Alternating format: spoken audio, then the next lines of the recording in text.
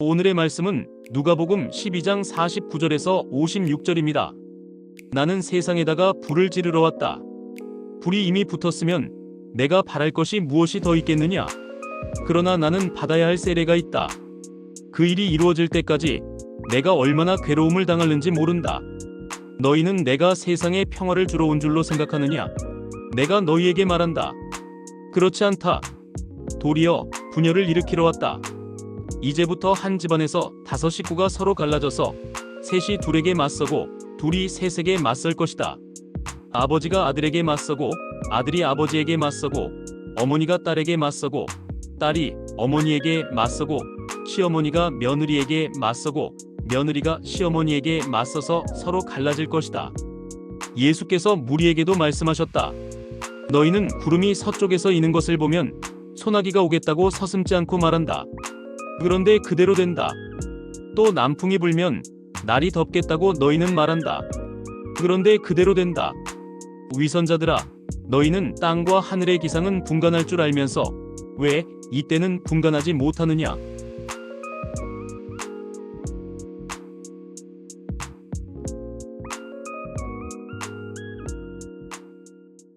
(1세기) 이스라엘 사회는 복잡한 정황에 처해 있었습니다. 금방이라도 분출될 것만 같던 발로마 정서는 결국 무력 봉기로 이어졌습니다. 열정적 광신도를 영어권에서 젤롯이라고 부릅니다. 우리말 성경에서 열심당원이라고 번역된 단어도 젤롯으로 유대 종교와 민족주의에 심취해 있는 열혈당원을 가리킵니다. 열심당원들은 시카로 불리는 단검을 들고 다녔는데 이들 무장한 사람들을 시카리라고 불렀습니다. 예수님의 제자 유다 앞에 쓰인 가롯으로 음역된 단어는 이스카리옷인데 이를 시카리에서 유래했다고 보는 해석이 있습니다. 그러기에 어떤 사람들은 유다를 열심당원 출신이라고 보기도 합니다.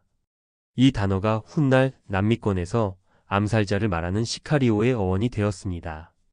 열심당원들은 로마의 앞잡이들을 몰래 암살하기도 했습니다. 레자 아슬라는 젤롯에서 당시 상황을 생생하게 묘사했습니다. 자객은 군중 틈을 비집고 들어가 대제사장 요나단에게 바싹 다가갔다. 몰래 손을 내밀어 대제사장의 성스러운 예복을 움켜쥐고는 그를 휙 잡아채 성전 경비병에게서 떼어놓았다. 그러고는 그를 꼼짝달싹 못하게 꽉 붙잡고 순식간에 단검을 빼 그의 목을 그었다. 또 다른 종류의 희생 제의인 셈이다. 대제사장의 피가 성전 바닥에 떨어지기도 전에 대제사장이 주저앉는 것을 경비병들이 느끼기도 전에 지금 무슨 일이 벌어지고 있는지 누군가가 눈치채기도 전에 자객은 군중 사이로 유유히 사라졌다. 이 자객이 살인이다. 라는 말을 가장 먼저 외쳤다 하더라도 이상할 게 전혀 없었다. 이런 혼란스러운 사회 분위기 속에서 예수님은 태어나셨습니다. 무력이 무력을 불러오는 악순환의 사회였습니다. 로마의 창칼에 열심당원들은 반항했고 로마는 더욱 큰 창칼로 이스라엘을 위협했습니다. 그리고 예수님이 돌아가신 후 얼마 지나지 않아 이스라엘의 저항은 비극적 막을 내리게 됩니다. 주후 70년 예루살렘이 함락되었습니다. 이스라엘은 로마 지배에 반발하여 무력 투쟁을 벌였고 열심당을 주축으로 한 유대인들이 마사다 요새로 피신하여 끝까지 항전을 벌였습니다. 최후의 목숨까지 앗아간 마사다 항쟁이었습니다. 복잡다단한 상황에서도 시대를 분간할 통찰력이 필요합니다. 위기가 다가오고 있었습니다. 예수님의 복음은 사랑과 평화를 호소했지만 역설적으로 갈등을 일으켰습니다. 복음은 세상의 방식과는 전혀 다른 삶의 태도를 요구하기 때문입니다. 복음은 대항적이며 대안적인 생활 방식으로의 전환을 의미합니다.